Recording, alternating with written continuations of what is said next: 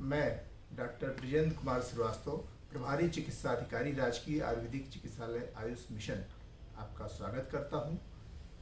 उत्तर प्रदेश के यशस्वी मुख्यमंत्री श्री योगी आदित्यनाथ जी, आयुष मंत्री स्वतंत्र प्रभार श्री धर्म सिंह सैनी जी, आयुष अपर मुख्य सचिव श्री प्रशांत त्रिवेदी जी, विशेष सचिव आयुष श्री डॉक्टर राजकमल यादव जी, निदेशक आयुर्वेद सेवाएं डॉक्टर एसएन सिंह जी का हृदय से आभारी हूँ, जिन्होंने मुझे आयुष संवाद के माध्यम से अपनी बात कहने का अवसर प्रदान किया।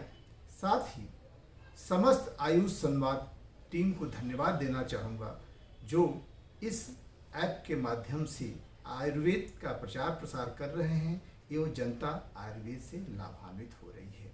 साथ ही मैं जनता से भी आग्रह करूंगा कि आयुष कवच ऐप को सभी लोग डाउनलोड करें, अपने मित्रों एवं परिवार से में सभी को आयुष कवच डाउनलोड कराएं और इससे लाभान्वित हो। आज हमारा टॉपिक जो है वो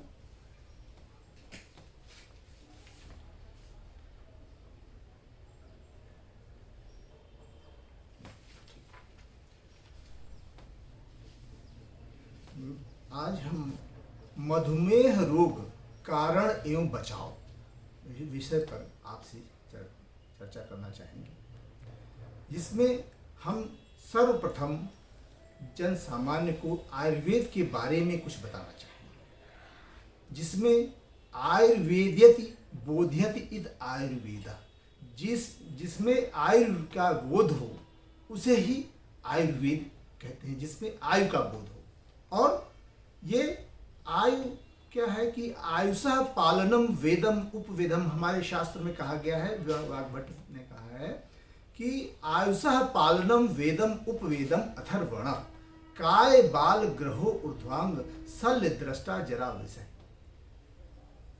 यह जो है अथर्ववेद का आयु का, जिसमें आयु का ज्ञान हो, वो अथर्ववेद का उपवेद है आयुर्वेद। और इसमें काय चिकित्सा, काय बाल चिकित्सा, ग्रह चिकित्सा, ऊर्ध्वांग माने गले से ऊपर के रोगों का ऊर्ध्वांग चिकित्सा, शल्य चिकित्सा, शल्य दृष्टा जिरा विषय। और इसमें जो है वह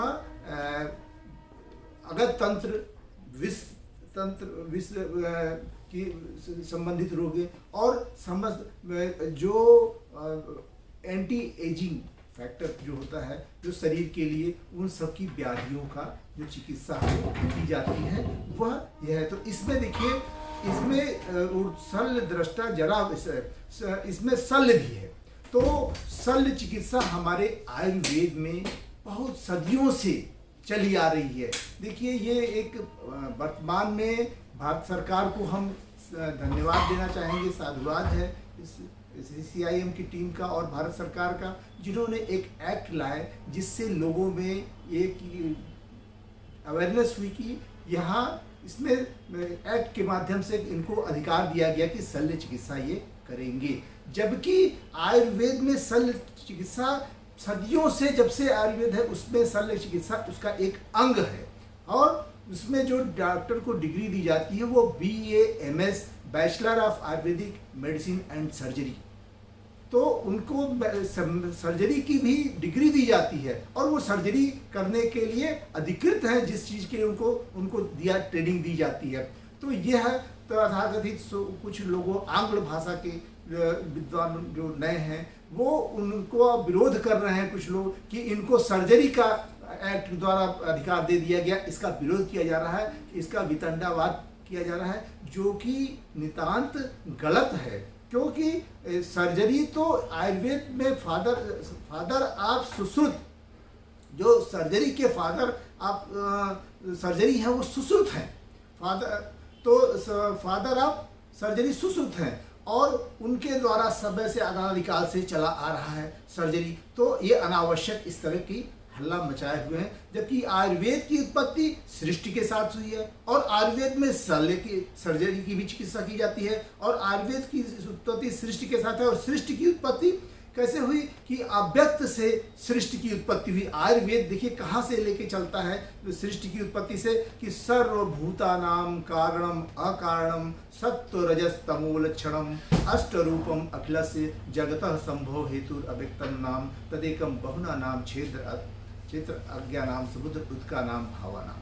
क्योंकि जो है सभी भूतों का जो कारण है, सर्वभूतानाम कारणम अकारणम सत्व रजस तमो लक्षणम, जो सत्व रज और तम लक्षणों से विद्यमान है, अष्ट रूपम अखिलस्य, जो आठों रूप जिसके अंदर विद्यमान है, अष्ट रूपम अखिलस्य, अखिल ब्रह्मांड में व्याप्त अखिलस्य जगतः संभव हेतु अव्यक्तम, जो जगत की संभावना का कारण है वह अव्यक्त है। और उस अव्यक्त से सृष्टि की उत्पत्ति कैसे हुई कि अव्यक्त से महान बना, महान से अहंकार बना, और अहंकार से पंच महाभूत बना, और पंच महाभूत से पंच तन्मांतराय बनी, फिर पंच ज्ञानेंद्रियां और पंच कर्मेंद्रियां, एकादश मन बने। तो 24 तत्वों से चरक के अनुसार ये शरीर की रचना हुई। और सांख्य इसका मत जो है 25वां तत्व पुरुष को जो जोड़ देता है। तो पंच ज्ञानेंद्रियां शब्द स्पर्श रूप रस गंध, और पंच कर्मेंद्रियां चक्षुन्द्री कर्णेन्द्री घ्राणेन्द्री रसेंद्री और स्पर्शेंद्री। चक्षुन्द्री आँख, कर्णेन्द्रीय कान के द्वारा, घ्राणेन्द्रीय नाक के द्वारा, रसेंद्रीय जिह्वा के द्वारा, और स्पर्शेंद्रीय त्वचा के द्वारा जो है इसका आकलन किया जाता है सभी द्वारा। तो यह जो है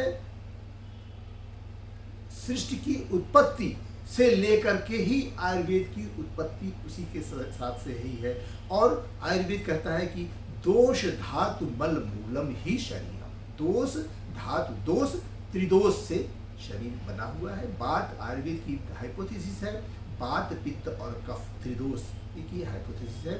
तो दोष और धातु सप्त धातु है, रस रक्त मांस मेद अस्थि मज्जा शुक्र, ये सप्त धातुएं होती है। और मल खमल है, ये कान के बल है, और शरीर के विष्ठा पुरीश, ये सब मल जो है, ये सारी सब चीजें दोष धातु मल मूलम ही शरीरम। और ये शरीर का त्रिस्तंभ होते हैं, आहार निद्रा और ब्रह्मचर्य। आहार आपका भोजन अच्छा होना चाहिए, सुपाच्य होना चाहिए, निद्रा अच्छी तरह से आनी चाहिए, और ब्रह्मचर्य का पालन करिए। तो यह शरीर के स्तंभ है, त्रिस्तंभ है। व्याधि क्यों होती है, बीमारी, ये दोषों की विषमता के कारण व्याधि होती है। व्याधि, ये जो दोष हैं जब साम्य अवस्था में रहेंगे तो व्याधि नहीं रहेगी, लेकिन जब इसमें विषमता आ जाती है तब व्याधि होती है। कैसे विषमता आ जाती है कि यह है वायु पित्तम कफश्च्योति त्रय दोषा समासतः प्रत्येकम ते त्रिधा वृद्धि क्षय साम्य विभेद का उत्कृष्ट मध्य अल्पतया त्रिधा विकृता विकृता देहम ग्रंथि ते वर्धयति च। वायु वात पित्त और वायु पित्तम कफश्च त्रय दोषा समासतः, इस शरीर में वायु पित्त और कफ तीन दोष समाहित हैं। प्रत्येकम ते त्रिधा वृद्धि क्षय साम्य विभेद का, प्रत्येक के तीन बात के वृद्धि क्षय और साम्य हैं, अंतर होते, भेद होते हैं। और इसके प्रत्येक के वृद्धि के उत्कृष्ट मध्य अल्पतया त्रिधा, और इन तीनों के जैसे वृद्धि है तो इसके उत्कृष्ट वृद्धि, मध्य वृद्धि और हीन वृद्धि। इस तरह से अगर क्षय है तो उत्कृष्ट क्षय, मध्य क्षय और हीन क्षय, इस तरह के तीनों के ये भेद होते हैं। और विकृता, इसकी विकृति ही रोग है, विकृत आना ही रोग है, और इसका साम्य अवस्था में आना ही आरोग्य है। अतः चिकित्सा हम जो है वह अपने रोगी की इसको दोषों को साम्य अवस्था में आने के लिए कहते हैं। अब हम आज के टॉपिक मधुमेह रोग कारण और बचाव पर विशेष चर्चा करेंगे।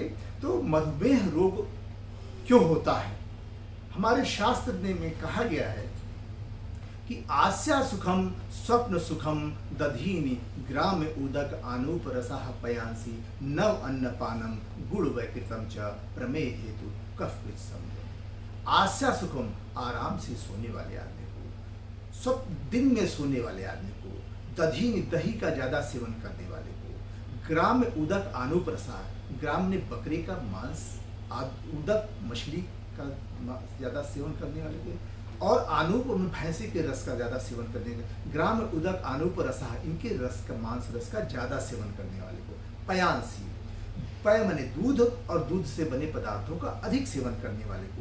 नव अन्नपानम, नया अन्न खाने वाले को। नव अन्नपानम गुड़ व कीर्तन जो, नया अन्न खाने वाले को और मीठा और मीठे से बने पदार्थ का अधिक सेवन करने वाले को। प्रमेय हेतु कफ के सेवन, यह सभी प्रमेह के कारण है।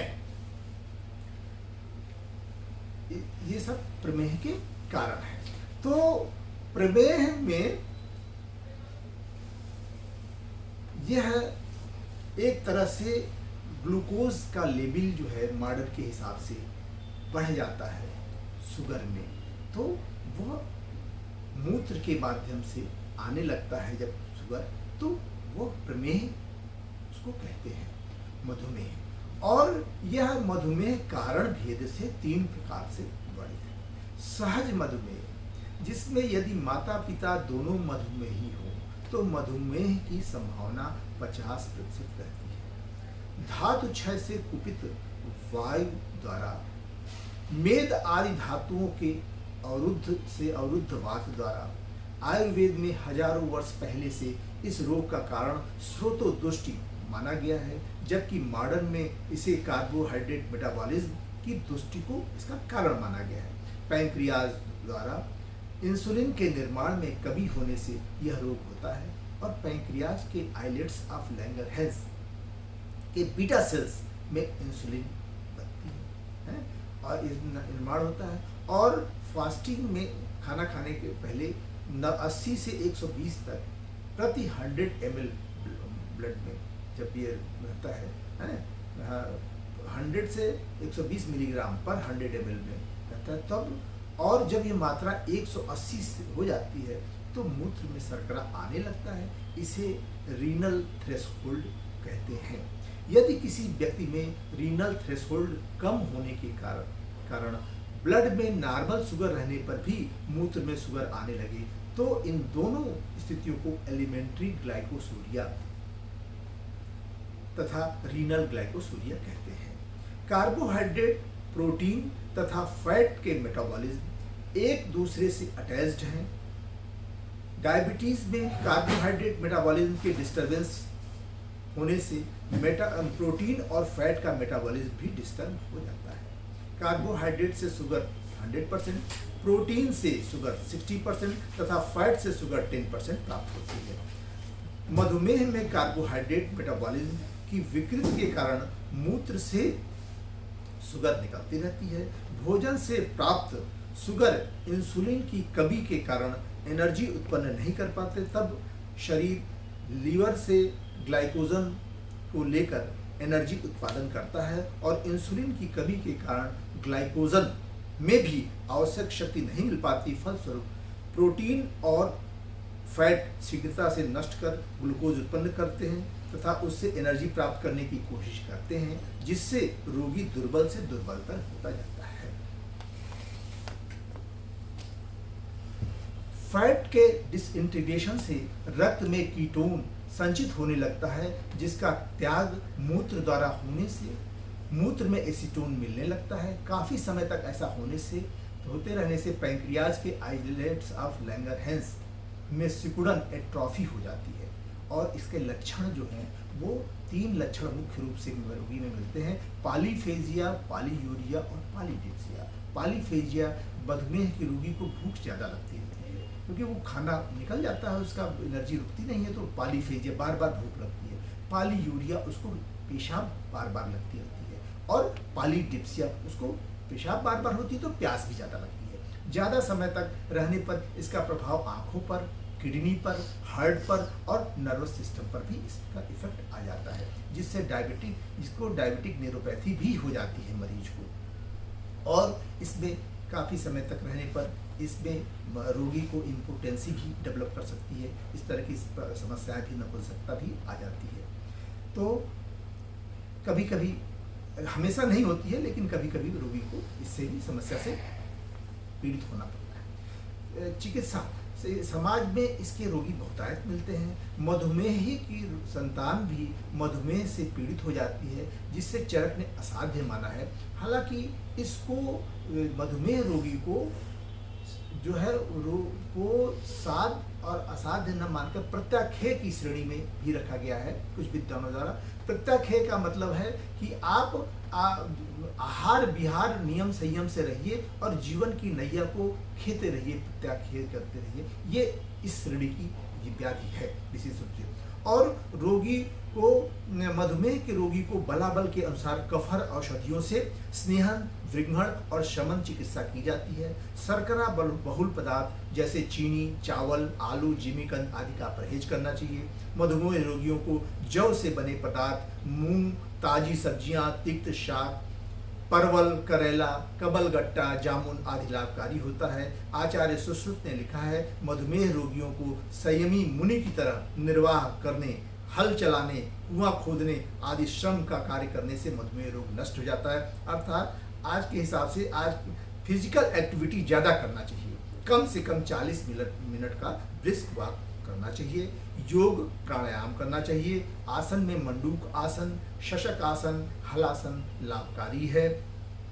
औषधि में अरड़ी, गिलोय, जामुन, आंवला, करेला, गुड़मार, पाठा, दारू हल्दी, विजयसार, त्रिफला, लोद्र, अर्जुन आदि वनस्पतियां, त्रिवंग भस्म, फल त्रिकादि क्वाथ, देवदारवादी रिष्ट, चंद्र प्रभा बटी, त्रिफला चूर्ण आदि औषधियों का प्रयोग योग्य आयुर्वेदिक चिकित्सक की सलाह से करना चाहिए।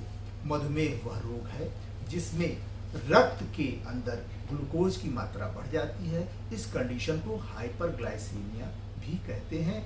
इसमें रक्त और मूत्र के अंदर ग्लूकोज की मात्रा बढ़ जाती है। आज के जीवन शैली में आलस्य और अनियमितता की अधिकता हो गई है। इस कारण कम उम्र में ही लोग बीमारियों से घिर जा रहे हैं।